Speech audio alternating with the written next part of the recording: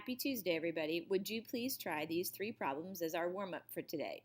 You will get your PC back tomorrow that you took. Take a few minutes here and try these.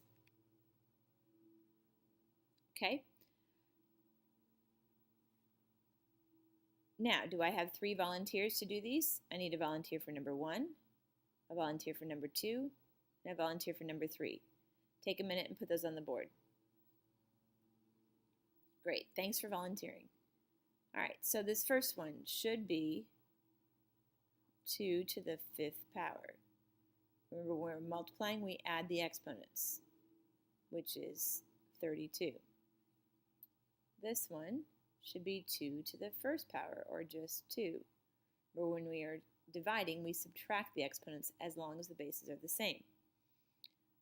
This one should be 2 to the 6th power, which is 64.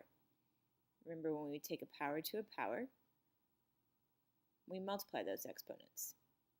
Today we're going to talk about the different rules of exponents. Okay, so you should have this sheet.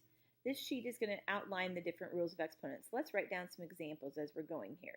So for example, 3 to the 4th power times 3 to the 8th power would be 3 to the 4 plus 8, or 3 to the 12th power. The bases have to be the same. If these are not the same numbers to the power, we cannot use this rule. The quotient property says if they are the exact same base, then the exponents are subtracted. So for example, if I have x to the 8th over x to the 3rd, that becomes x to the, and it's always the top the top exponent minus the bottom exponent, which would then be x to the 5th. Power to a power rule. If we have some base being raised to some power, and that whole thing is being raised to a power, we have that as the product of those two powers. We multiply our powers. Power to a power says multiply the powers. So for example, if I have x to the 10th to the 2nd power, that says x to the 10th times 2, because that's my exponent, which becomes x to the 20th. Let's think about that, because x to the 10th to the 2nd power means x to the 10th times x to the 10th. But when we're multiplying like bases, like we were up here, we add their exponents, which becomes x to the 20th. Power of a product says if I'm multiplying more than one thing and it's within parentheses, I can distribute that power to everything in the parentheses. So for example, if I have x squared y cubed to the 5th power, that becomes, I take the 5 times the 2, I take x to the 10th power, I take the 3 times the 5, y to the 15th power. Now, this one is a big one, the zero exponent rule. It says anything to the 0 power is 1. So if you have a calculator, check it out. Pick any number you want, take it to the 0 power. So 3,000 to the 0 power is 1. 5 million to the 0 power is 1. X to the 10th power to the 0 power is 1. Negative exponents. Negative exponents are key. When you see a negative exponent, the rules of math say we cannot have that negative exponent. So we have to take care of that. The way we take care of that is we change its sign. In order to change its sign, we have to change its position. If it's in the numerator and we change its sign, then it goes down to the denominator. If it would be in the denominator and have a negative sign, then it would have to come up to the numerator. So for example, if I had x to the 3rd over x, let's make that an x,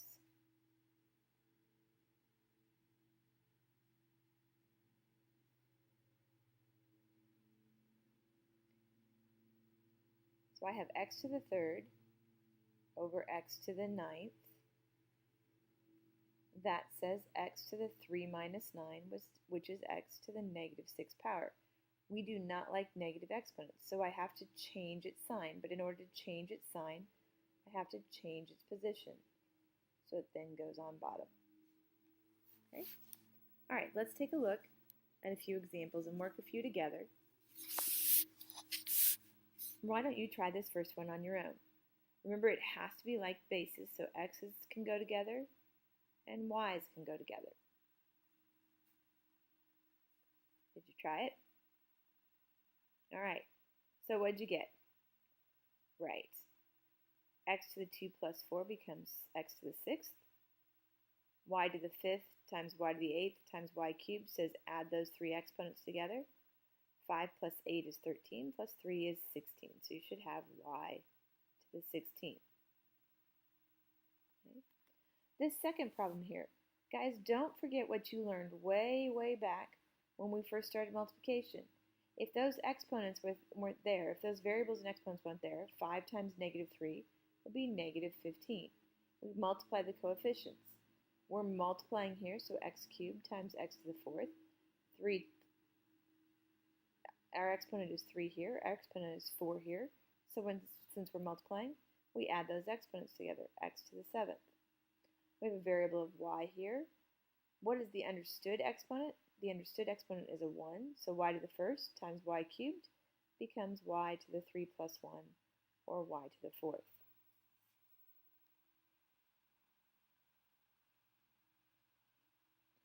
All right, would you try number 3? Right, we have to take that 3 to every single exponent. The 4 also has an exponent. It has an understood exponent of 1.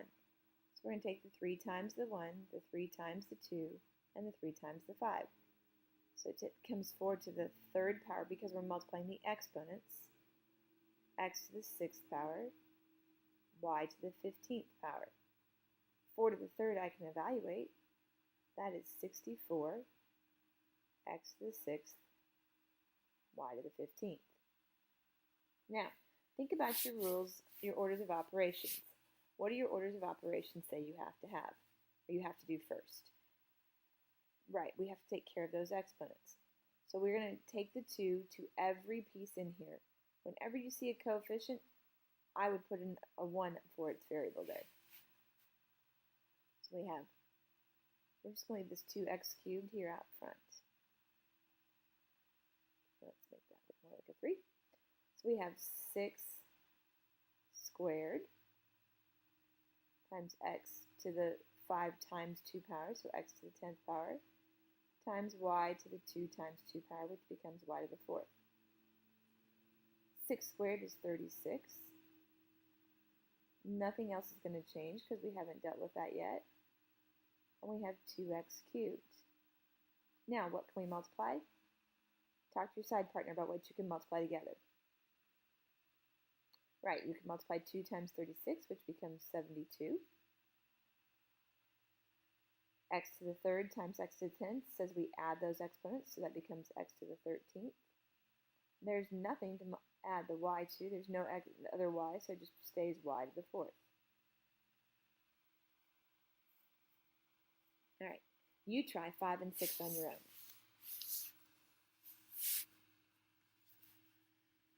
All right, 45 to the 0 power. Remember, anything to the 0 power is 1. What do we do here? Right, we subtract the exponents. It's always the top exponent minus the bottom exponent. The top exponent minus the bottom exponent. It is always that. So we have x to the 9 minus 5.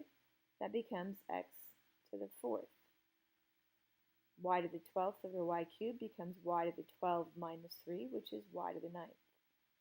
All those exponents are positive, so we're okay. All right, let's look at a couple more examples. All right. On this one, talk to your side partner about what you would do with the 16 and the 20. Did you say subtract? Because if you did, you just killed a kitten here, guys. 16 over 20, when we divide coefficients, we do not subtract coefficients. we look to see, is there anything that goes into both 16 and 20? Yes. 4 goes into 16 4 times. 4 goes into 20 5 times. So that's going to be 4 over 5. Now we're dividing exponents, so try that. Oh, excuse me, we're dividing variables, so what do you do the exponents? Finish that out. Right, when you divide, you subtract. 3 minus 6 becomes x to the negative 3. 5 minus the negative 3 becomes y to the 8th. 5 minus 2 becomes z cubed. Now, what's wrong with this problem? Right, it's got a negative in the exponent. The 4 and the 5 do not change. The positive variable exponents do not change. Only this changes. In order to change its sign, we have to change its position. So we put it down in the denominator. Change its sign on the exponent, change its position. Y to the 8th and z to the 3rd stay up there. This would be my answer. Okay? Let's try this one. How about this negative 2 down here? That negative 2, sometimes the easiest way, instead of distributing it through, we can do it one of two ways. We can distribute it through, or we can say, hey, that's a negative exponent, so I have to take it up to the top and take care of it. If I take it up to the top, I have to take everything that's being taken to that power. So let's try that way first. We have 4x to the 5th cubed times 3x to the 4th y squared, because we're going to change this position. It's going to move up to the top, and that changes the sign of that exponent. Now we can work it through. We can distribute this. Remember, it's getting distributed to the exponent, and we're going to multiply our exponents. So we have 4 cubed times x to the 15th times 3 squared times x to the 8th times y to the 4th. 4 cubed is 64.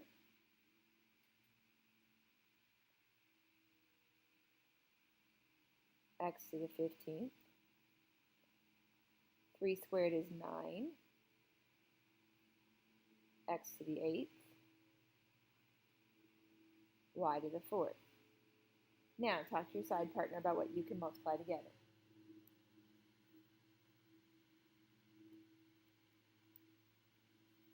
Right, we can multiply the 64 and the 9, which is 576. We can multiply the x to the 15th times the x to the 8th, which means we would add those exponents.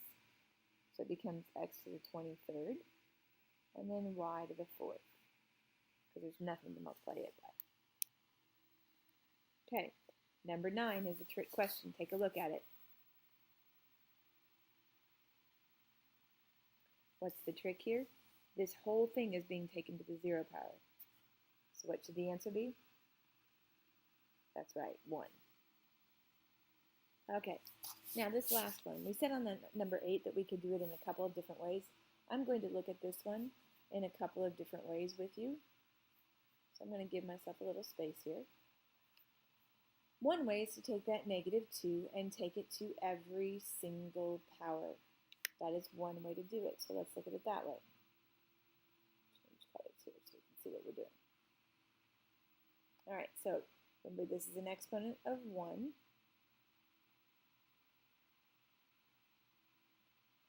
My computer will cooperate. There we go. And this is an exponent of 1.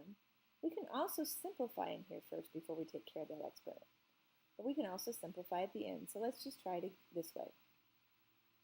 So we have 10 to the negative 2 power, x to the negative 2 times 2, which becomes x to the negative 4 power, y to the 3 times negative 2, which becomes y to the negative 6th power, all over 4 to the negative 2 power, x to the negative 10 power. Now, I don't like all those negative exponents. I could simplify here first, But the easiest way to do this would be to take care of those negative exponents first.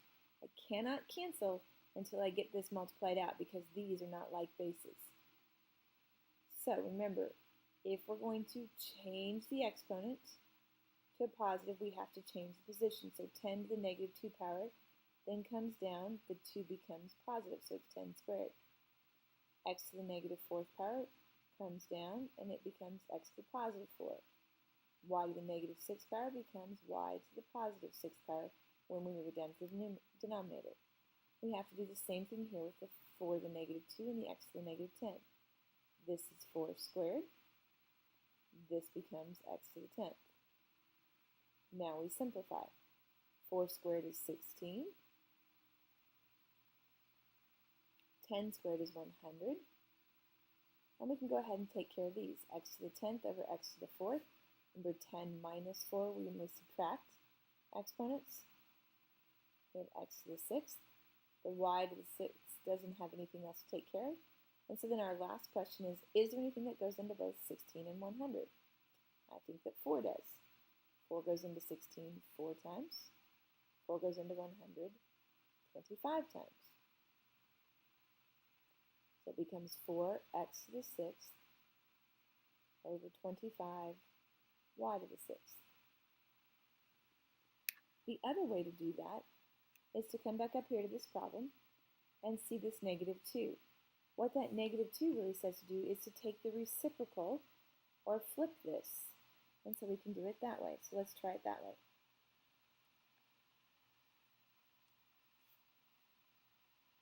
So I'm going to rewrite the problem here.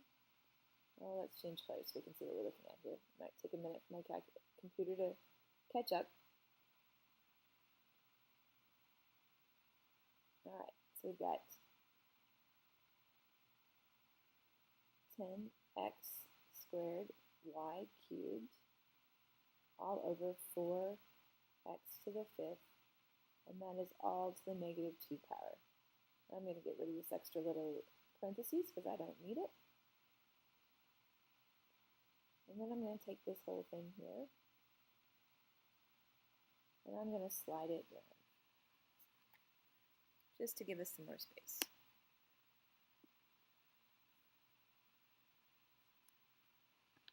Okay, now another way we said we could take care of that negative 2, and I'm going to change pen colors here again so I can look at it.